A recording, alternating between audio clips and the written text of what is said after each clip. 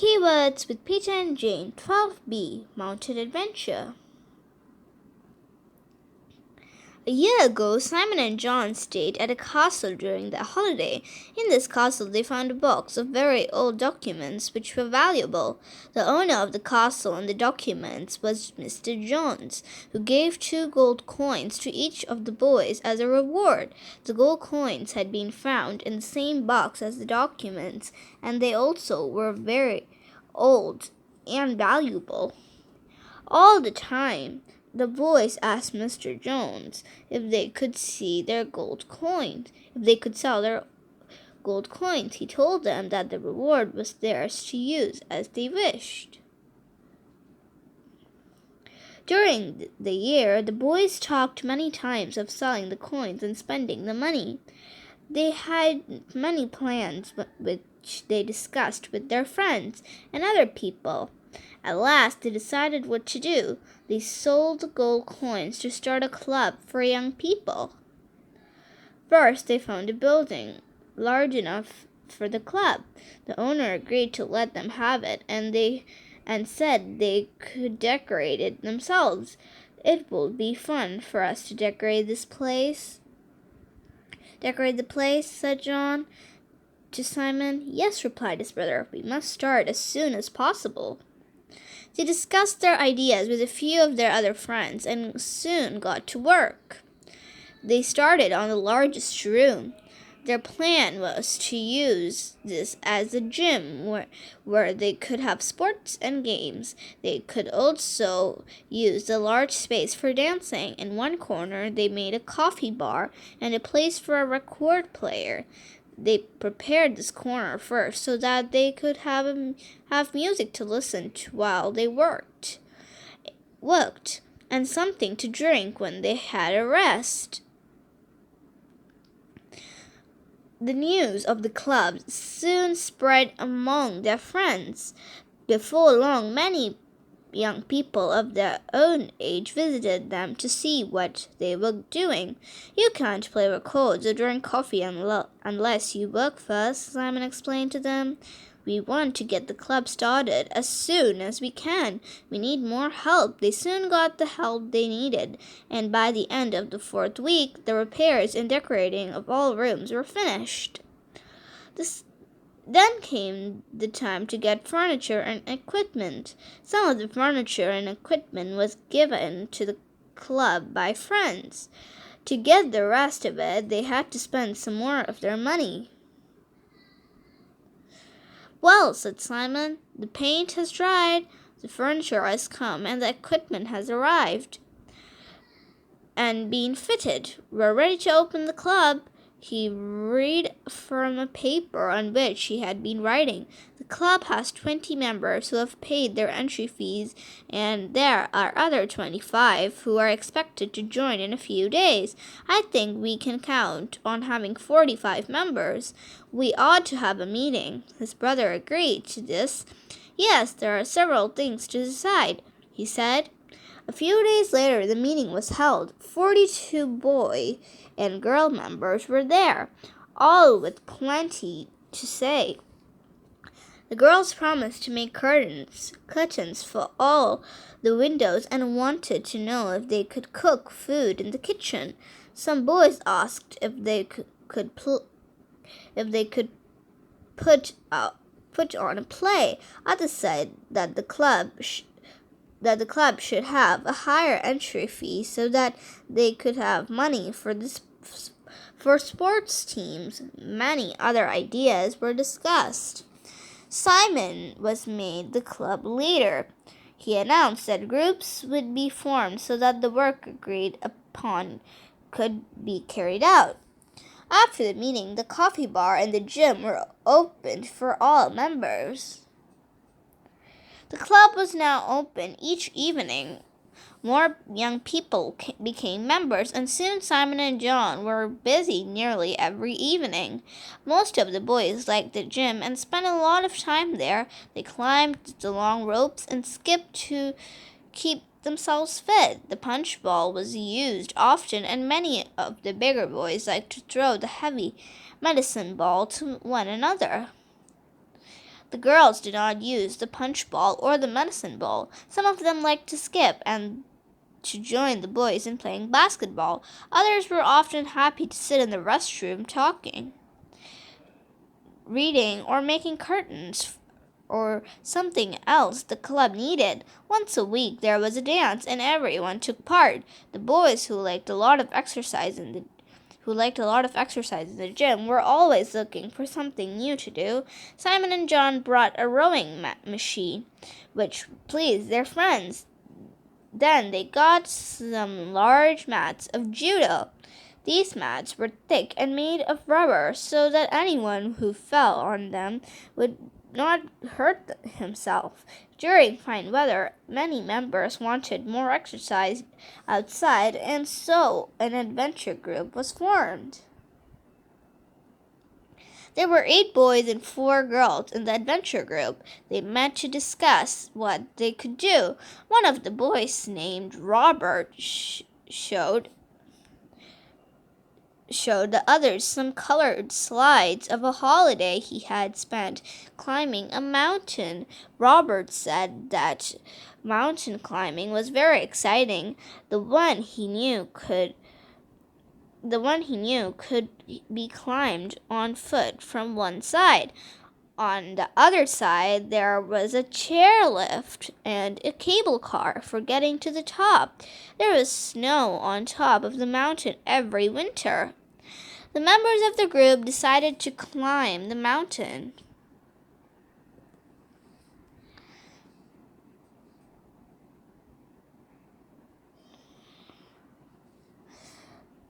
That their friend knew. First, they would do it the easy way, partly on foot and partly by chairlift and cable car. Several of them had never had the chance to use a chairlift or cable car. Later, they could climb the mountain all the way on foot from the other side. Robert explained that they would need strong boots and light but warm clothes for the mountain climb. When they went up on foot, they would need a guide to go with them. A mountain guide is a man used to climbing and who knows a mountain well. The adventure group lost no time in getting ready for the mountain climb. The members were all very excited about it. Then, one weekend, they set off very early. They went by train a long way to the foothills leading to the mountain. Here they left the train to start their walk. It was a fine day, and they enjoyed the exercise in the fresh air. There were no clouds, and they could see this mountain as it lay ahead of them in the sunshine. The top seemed a long way away. By the afternoon, they reached the lower part of the mountain and the chairlift. They saw the wires stretching up the mountainside, with chairs moving along them. There were several people in the chairs. Simon and his brother were the first of the adventure group to pay their money and to take their seats. The others followed and soon all the members of the group were moving through the air up the mountainside. "This really is an easy way to do it," said John. "Yes," answered Simon. "It's also a pleasant way of getting a lot of fresh air and sunshine." Simon and John talked together as they went along on the chairlift.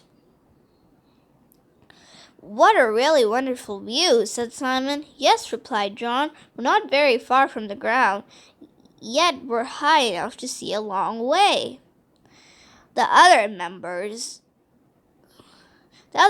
of the group were also enjoying themselves. They soon got used to the strange and exciting feeling of moving easily through the air. There was almost no sound as they went along. Everyone thought the view was wonderful. At the end of the chairlift, there was a station with a long platform which had a roof over it. The platform made it easy for them to get out of their chairs. The members of the adventure group collected together around Robert as he knew what to do next. "Follow me," he said. "There's a little way to walk to the cable car." He led them along a path and round a pile of large rocks. They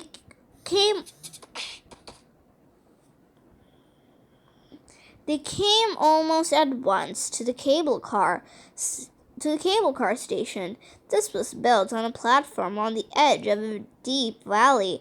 Above them, the other side of the valley rose steeply towards the mountain top. The group looked down into the deep valley with alarm. They held on to the handrail round the platform on which they stood.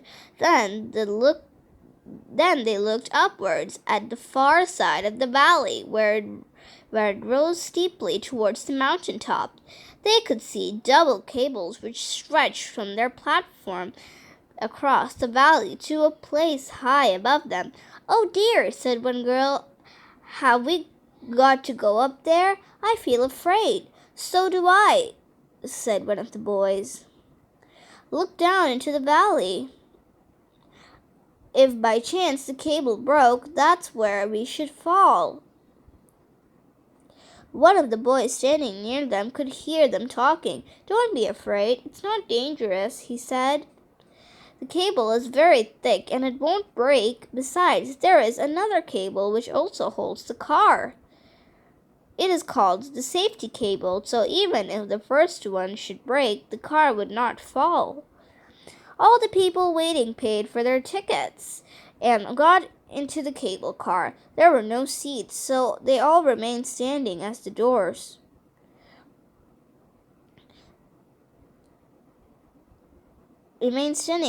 closed and the car moved silently upwards. At first, nobody spoke.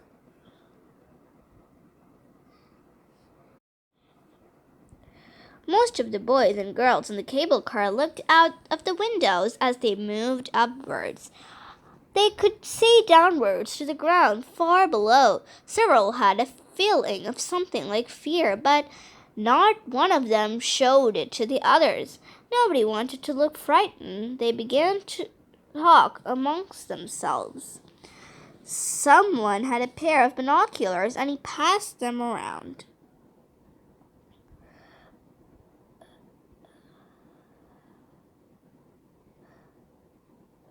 So the others could look down into the valley. There was a path at the bottom and a very small house at the end of it. The people in the cable car were so far from the house that it looked smaller than a doll's house. To them, a tiny figure of a man could be seen walking towards the house.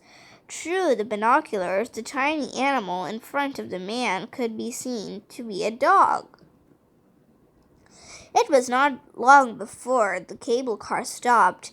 Their ride was over. They remained in the car until they saw the doors slide open. Then everyone got out of the car to continue the climb to the mountain top.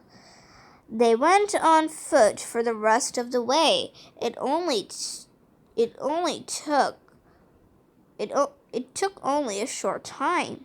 The boys and girls stood on the top of the mountain for some time.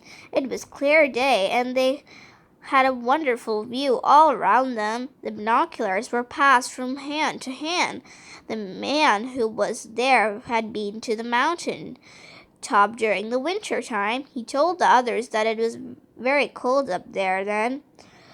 There was deep snow on the top during most of the winter months, and little less to see, as very often the mountain top was in a cloud. The members of the adventure group were very interested to see what the other side of the mountain looked like. This was the side they wanted to climb on foot later on. It was not as steep as the one they had just come by the chairlift and cable car. As they looked down the long slopes of the mountainside, they could see that the climb would be difficult. "I can see why we shall need a guide," said Simon to John. "Yes," answered his brother. "We shall have to plan everything carefully. It may take 2 or 3 days to climb to the top and go back down again." They returned to the foot of the mountain again, using the cable car and the chairlift. Then they walked to a village where they went to a small cafe. Next to this cafe was a shop which sold mountain climbing equipment. Here John bought a book on mountain climbing. The owner of the shop talked to some of the group about the mountains and mentioned he had a son named Drick who was a mountain guide in his spare time. "He loves the mountain," he said. "He never tried of climbing it and helping others to get to the top.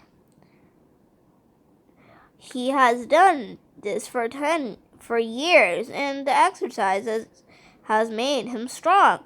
Just then the shopkeeper's son came up.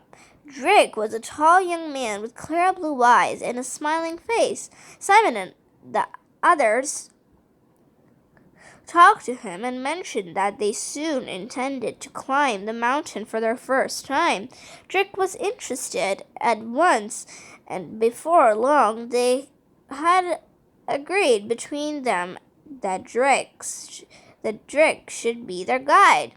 It was getting dark as they set off to the station, and it was quite late when they arrived at their homes, very tired but happy.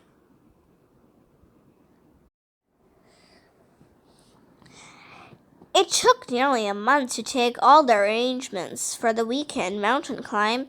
They wrote to Drake and then bought the equipment on the list he sent.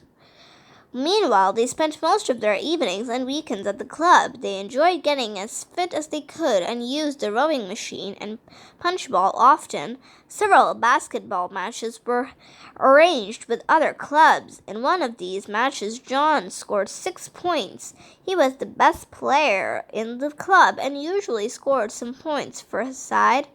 Most of the members of the club got much pleasure from music. They liked to listen to popular music on records and also to some of the members playing their own instruments.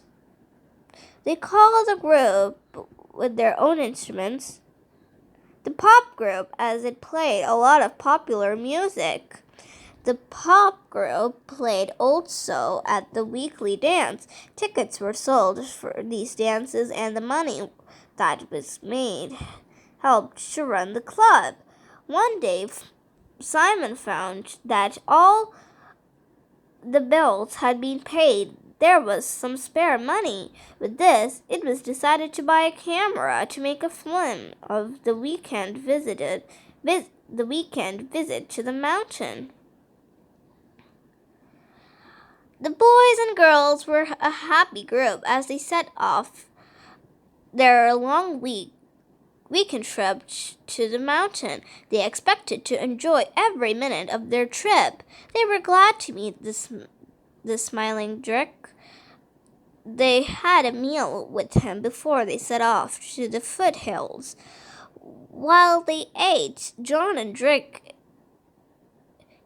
Drick if he wanted to be a shopkeeper like his father. "Later on, perhaps," he said, "but while I'm young, I intend to live an outdoor life. The longer I'm outdoors, the happier I am. Anyone who lives near a mountain is lucky." He went to tell them stories about the mountain and adventures he had had on his climbs. After the meal, they checked their equipment with Drick and went over the arrangements they had made for the climb. Their guide made them check every piece of equipment carefully.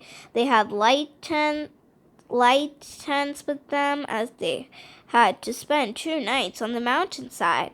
At last, they were off up the slopes that led to the mountain. Simon walked last as he had the camera with him, and he wanted to make a record of their trip to show the other members of the club.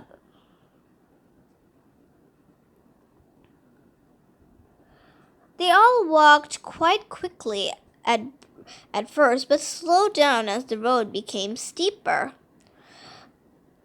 After some time, they left the road and looked to a mountain path. Drick led the way along the bank of a pleasant stream which flowed down the mountainside.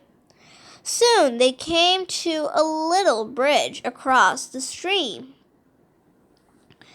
As they walked over the bridge, Drick told them that they could have a rest. Some of the group sat down on the riverbank and ate the sandwiches with which they had brought. Meanwhile, others stayed on the bridge to look down into the stream. They could see through the clear water to the bottom of the stream. One of the boys sat down to put his hand into the water. He was surprised that it felt so cold and that it flowed so quickly. His friend pointed to some small fish swimming in the water and then to some colored stones on the bed of the stream. Simon climbed on a rock above the bridge and pointed his camera downwards. Then he switched it to get a shot of the boys by the bridge. He was using color film in the camera.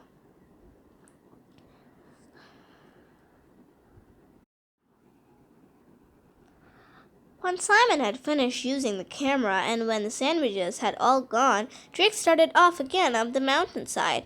They had seen a few mountain sheep on their way and had heard some of them bleating. Suddenly they heard a very loud bleating as though some of the animals were in trouble. Drake and the others hurried at once towards the noise.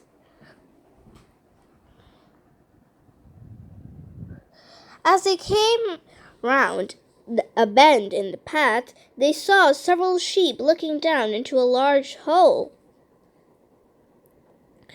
in the rocks. Another sheep had fallen into the hole and could not get out. The boys went to the edge of the hole and looked down into it. At the bottom, a sheep was walking round and round, bleating loudly. The sides of the deep hole were very steep, much too steep to be climbed by animal or man. Everyone saw that the animal could not get out of the deep hole in the rocks, and that if it were left there, it would die. "It's lucky that the sheep has not been badly hurt by its fall," said Drick. "We must get it out of that hole as soon as possible." The adventure group agreed that the sheep could not be left to die in the deep hole into which it had fallen. "Don't worry," said Drick. "I think we can get it out of trouble." He went to a flat rock at the edge of the hole and stood on it. He let down a long rope to the bottom of the hole. He passed the end to the rope he was holding over.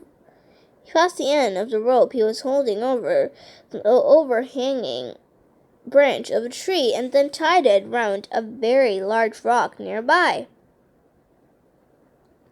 He pulled on the rope to make sure that it would hold securely.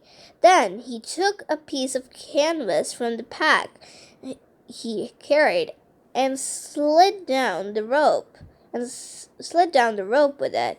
Once at the bottom of the hole, he made a sling with the canvas and tied it on the long rope which led to the overhanging branch.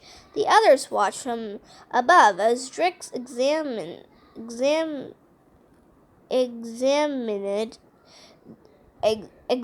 the sheep to make sure it had not been hurt in its fall. They saw their guide put the animal securely into the sling to be pulled to safety. Drick gave a single Jake gave a signal to Simon and his friends to pull on the rope to bring up the sheep. Some of the boys took a firm grip on the rope and then started to pull the sheep up towards the top of the hole. Pull slowly, called out Drake from the bottom of the hole as he watched the sheep move upwards. There's plenty of time, said Simon to the others. We mustn't let the rope slip. The sheep in the sling kept still, and it moved through the air. It bleated once, but it did not struggle to try to get free. The sling did not slip, as Drake had tied it firmly to the rope. The rope was strong, and the branch over which it passed did not break. When Drake saw that the sheep had been pulled up far enough, he called out again. Keep your grip on the rope, but stop pulling, he said. You can reach the animal now. You can reach the animal now, Simon. Simon kept one hand on the rope and reached out with the other to catch hold of the sling. He pulled this towards him to help the heavy sheep get onto the rock. As they took the sling off, it began to struggle. Then it jumped away and ran off to join the other sheep. After Drake had climbed out of the hole, he put the rope and the canvas into his pack. In a few minutes, they were all climbing up the mountain once again. Before long, the slope became much steeper, and there was no more trees to be seen. They came to a deeper ravine over which they had to cross by a light wooden bridge. A mountain stream flowed swiftly at the bottom of the ravine. As they crossed the bridge, they looked upwards at the steep cliff overhanging them. One of the boys saw something moving at the top of the cliff. He told the others and pointed to a mountain goat as it ran swiftly along. I didn't know that animals were to be found so far up the mountain, said John to one of his friends. Nor did I, said the other boy. Look as it runs along. The goat is making some stones fall into the ravine. Just after the boys and girls left the bridge, there was a loud noise from the cliff top. They looked up to see that a large rock was falling down the mountainside towards the wooden bridge they had just crossed. As it ran along the cliff top, the mountain goat had dislodged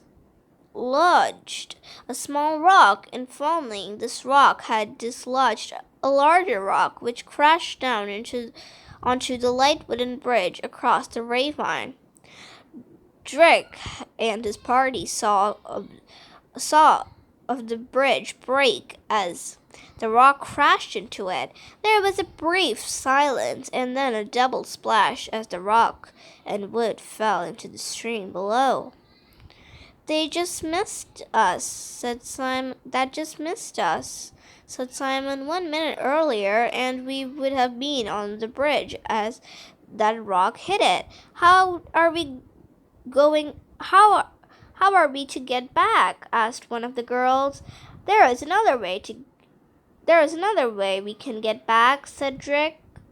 It will take longer to return that way, but we can get down in safety if we are careful.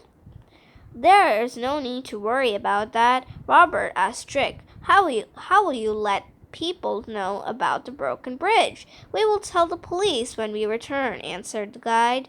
We could also have a notice put in the newspaper. Everyone will soon get to know.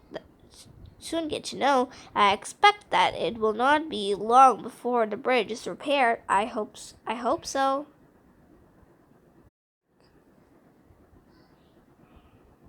Before the daylight had gone, they chose chose a sheltered place to set up their tents for the night. As darkness fell, they were safely under canvas. Most of them wanted to sleep quickly as they were tired. Drake was up early to get the breakfast, and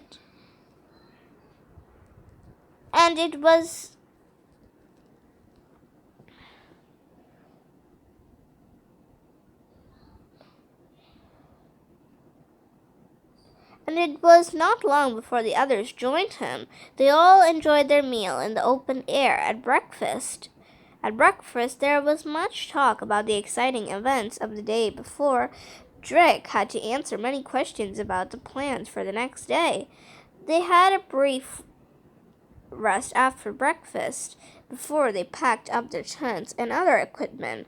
Then they were off on foot on the last part of their journey to the mountain top. At last, they safely reached the mountain peak. They stood for a few minutes looking at the wonderful view all around them, then sat down as they were tired. Although it was sunny weather in the middle of the day, it was a little cold on the mountain peak, and there was no shelter. They stayed long enough to drink some coffee they had brought with them, and for Simon to use his camera. Then they started the return journey. "There is one difficult part of the return journey," said Drake to Simon as they started down the mountainside. "It's not really dangerous, but we shall have to be very careful when we come to it. It's a steep cliff we have to climb down using ropes. I wouldn't have brought your friends this way if the wooden bridge hadn't been broken by the falling rock." Before long they came to the cliff, which Drake had described. The guide drew both ends of a long rope down the cliff and put the middle of the rope around a firm spike of rock. He then tied himself with one end of a second rope to another spike, and then Simon to the other end. Everyone saw how to rope down the cliff by sliding down the doubled rope. Simon passed the rope round his body. "Hold on safely," he said to the guide with the safety rope. Then he moved over the edge and backed slowly down the cliff to the bottom. When Simon was on the ground at the foot of the cliff, he untied the rope that was round him. This was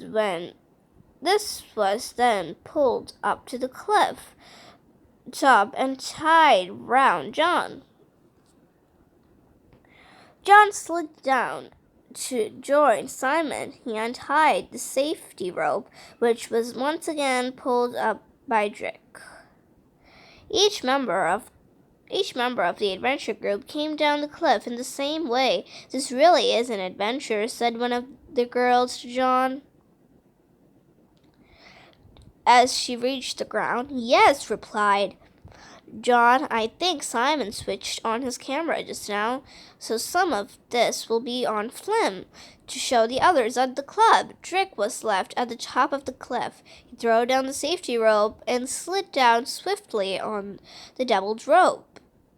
One of the boys asked Drake what would happen to the doubled rope. "We will pull one of the end, and the rope will slip round the back of the spike and fall down to us," he replied. When they had packed the ropes, Drake was ready to continue. "Come along now, off we go," he said. They found it easier walking down the mountain and moved more quickly than on the journey up. However, they had a long way to go, and they had to spend one more night under canvas. This was part of the fun, and they enjoyed it. When they reached Drake's father's shop, they telephoned the police and a newspaper reporter to describe how the wooden bridge had been broken. Then they said goodbye to their guide and left for their own homes. The other members of the club were very interested to hear about the adventure group's weekend trip in the mountain. Simon promised to show them the color film he had made as soon as it was ready. Meanwhile, a meeting was held to be discussed the idea of an open day for the club. At the meeting, several members said that some of their parents and friends were interested in the club and wanted to visit it.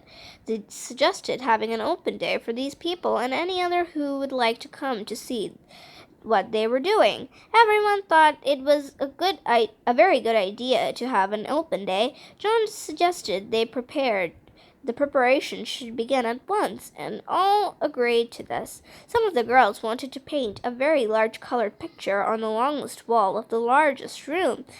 In it, they planned to show as many as possible of the different activities of the club.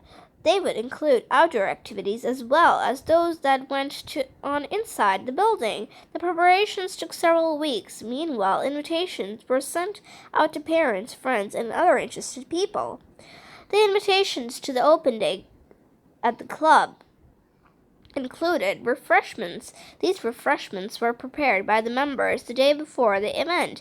By then, the preparations were finished. Although many visitors came to the club during the day, most people arrived during the evening. By 8 o'clock, all the rooms were almost filled, and there was hardly room for the club's members to move about. There were displays of judo and dancing, and Simon showed his film of the trip to the mountain. Each of these was a great success and enjoyed by everyone. Then the people moved around the rooms, looking at the equipment of the club and the exhibition which had been set up for them. This exhibition was hard work by the members of the club. Much of their hard work had been done by the girls, as the boys liked to spend more time on exercise and games. Many people were interested in the large wall painting, which showed many of the outdoor activities of the club.